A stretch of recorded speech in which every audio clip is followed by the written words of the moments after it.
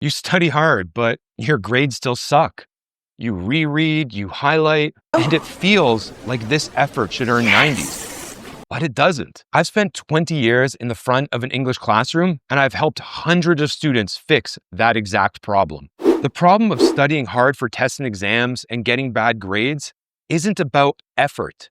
It's about your identity. That's because school taught you how to be a crammer, but top students train their brains to be closers. And in this video, I'll share with you 4 shifts that turn you from a crammer into a closer. Because once you understand this identity shift, studying and your grades will never be the same again. Firstly, many students have the wrong assumption that reading and reviewing, especially with repetition, is enough to make that information stick in their brains. The truth is, though, your brain is built to remember what it's going to use, not what it skims, not what it rereads, what it teaches. So here's what I tell my students. Stop studying like you're trying to pass a test. Start studying like you have to teach this tomorrow, and someone is going to ask you questions. Because here's the pressure that most students miss. When you teach, you can't hide behind the page. Your brain has to organize, has to simplify, has to connect ideas. And that's what real learning looks like.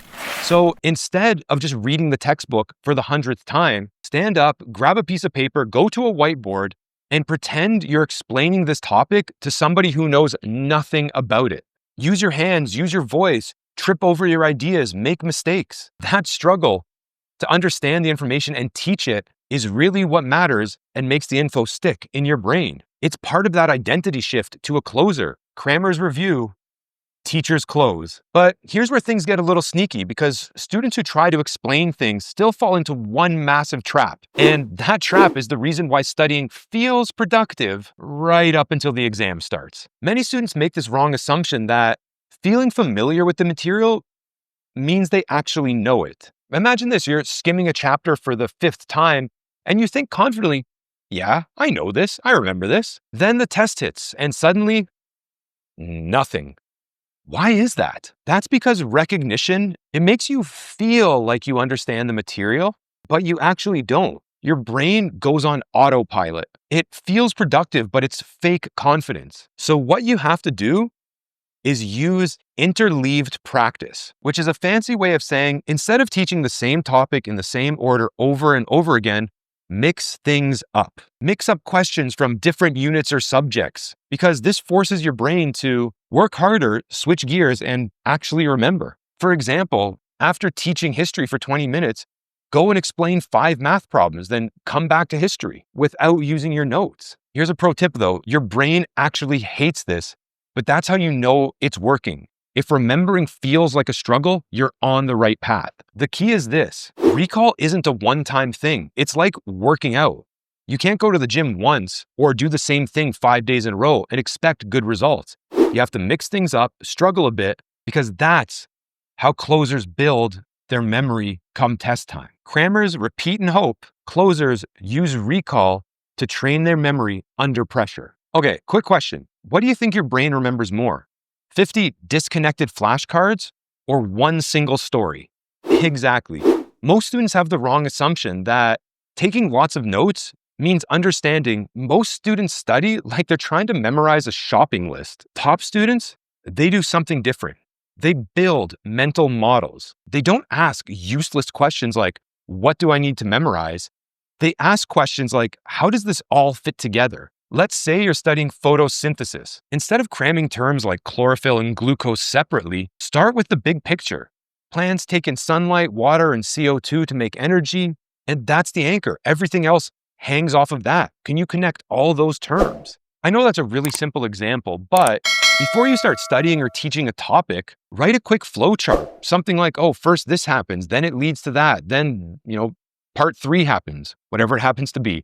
And if your notes look more like a story with lots of interconnecting arrows instead of just a bullet point of notes, you're on the right track. Because this kind of studying trains concept linking, structure, and understanding the big picture.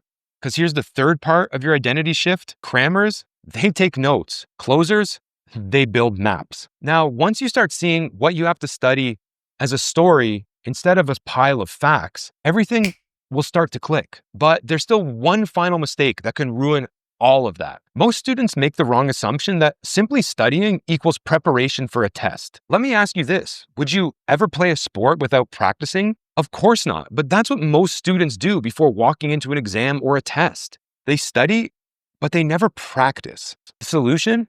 Make your study time feel like game day. Use AI to recreate the exam from your notes. No notes, no peeking, just you, the exam, and the clock. Literally set a 90-minute or 2-hour timer and see what you can get done, where you struggle, where you fall short. It'll feel uncomfortable, but that's the point. Struggle means you're building that recall from step 2. The last and final difference in your identity shift from a crammer to a closer: crammers freeze and closers rehearse. All right, which of these 4 are you going to try first? Drop it in the comments below. And if you have a friend who seriously needs to see this, send it their way. Because once you start training your brain this way, tests and exams no longer feel scary. They feel familiar. And that's when students realize something powerful. You're not broken. You're not lazy. You were just taught the wrong way. You were taught to be a crammer. Because good grades don't come from cramming harder. They come from shifting your identity.